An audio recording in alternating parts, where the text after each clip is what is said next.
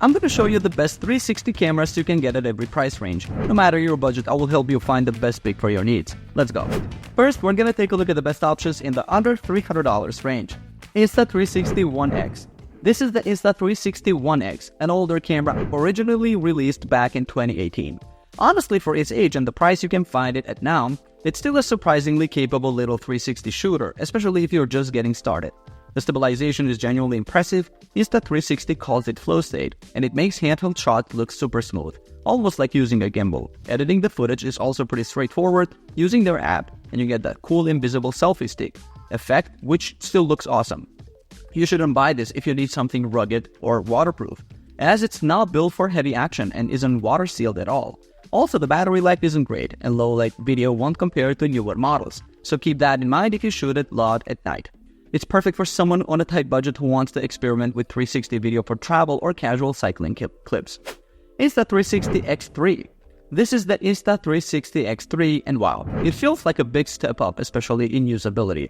The massive touchscreen on the back is a game changer compared to older models, making it way easier to frame shots and navigate menus. It's got upgraded sensors, which means better image quality overall, especially with the active HDR mode that helps tame tricky lighting situations. I also love that you can shoot regular non-360 video in single lens mode up to 4K, making it more versatile than just a pure 360 cam. It's waterproof right out of the box, which gives you more confidence using it near water or in the rain. If you primarily shoot standard wide-angle action footage, a dedicated action camera might still give slightly sharper results in that mode. But if you want a super versatile, easy-to-use 360 camera under $300 that packs a ton of features and great stabilization for action shots or vlogging, the X3 is definitely one I'd grab. Next, we're going to take a look at the best options in the $300 to $400 range. GoPro Max. The GoPro Max is seriously impressive, especially for video. I found it incredibly easy to use, way simpler than GoPro's older Fusion camera. The video quality is fantastic, shooting up to 5.6K, and the stabilization is super smooth, making action shots look great. Plus, it doubles as a regular GoPro with its hero mode, so it's like getting two cameras in one. The app makes editing pretty straightforward too. It's perfect if you're into vlogging or capturing action, but maybe skip it if you mainly want super high-res 360 photos, as it's good but not the best in that department, lacking things like RAW or HDR photo modes. Ricoh Theta SC2. This camera fits right into the $300 to $400 price range, usually around $300.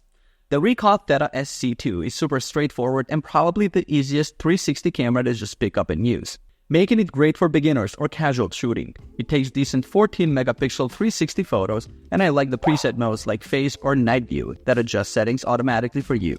It even has a little screen now to check battery life and settings, which is handy.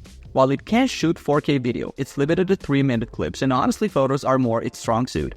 If you want something simple for capturing moments like parties or vacations in 360 photos without fuss, this is a solid choice.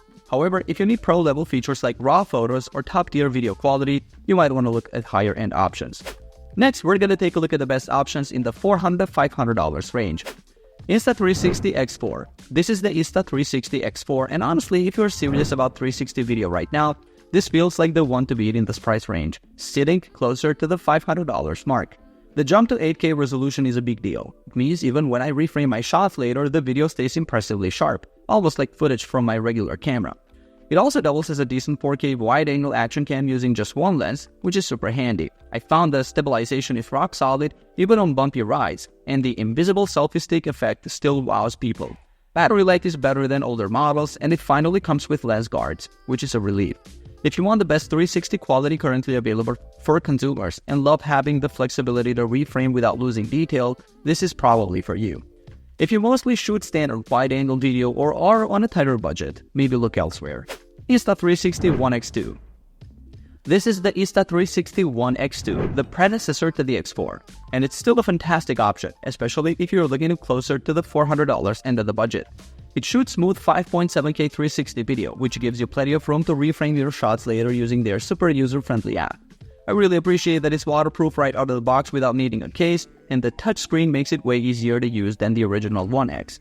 The build quality feels solid with nice rubber grips, making it easy to handle. It also has a Steadicam mode to use it like a regular action camera, though the quality isn't quite up there with dedicated action cams.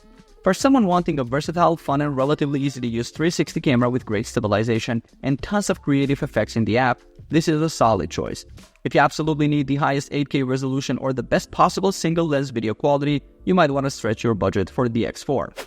Next, we're going to take a look at the best options in the $500 to $600 range.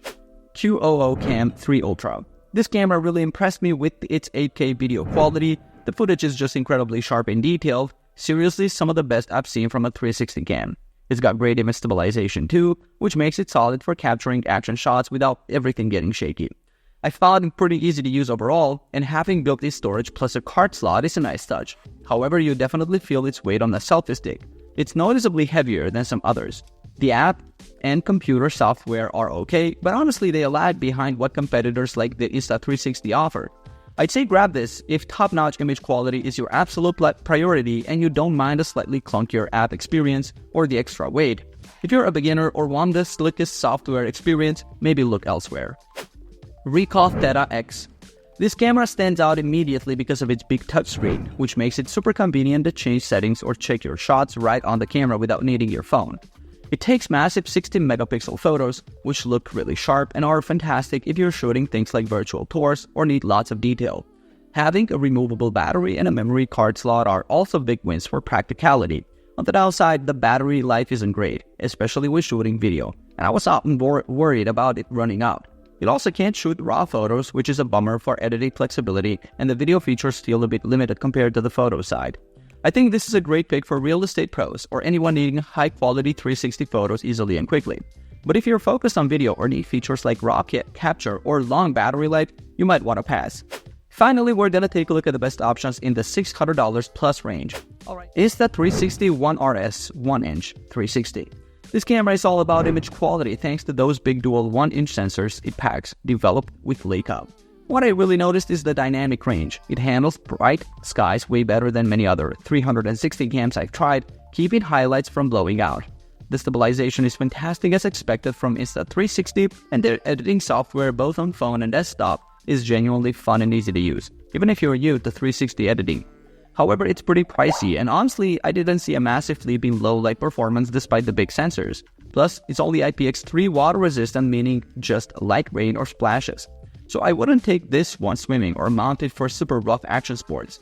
If you prioritize the best possible daytime image quality and dynamic range and love Insta360's editing workflow, this is a great pick. But skip it if you need something rugged, truly waterproof, or are on a tighter budget. Alright guys, thanks for watching. I hope this video was helpful to you. If you found this video to be helpful, leave a like and subscribe for more videos like this in the future. Alright, peace out.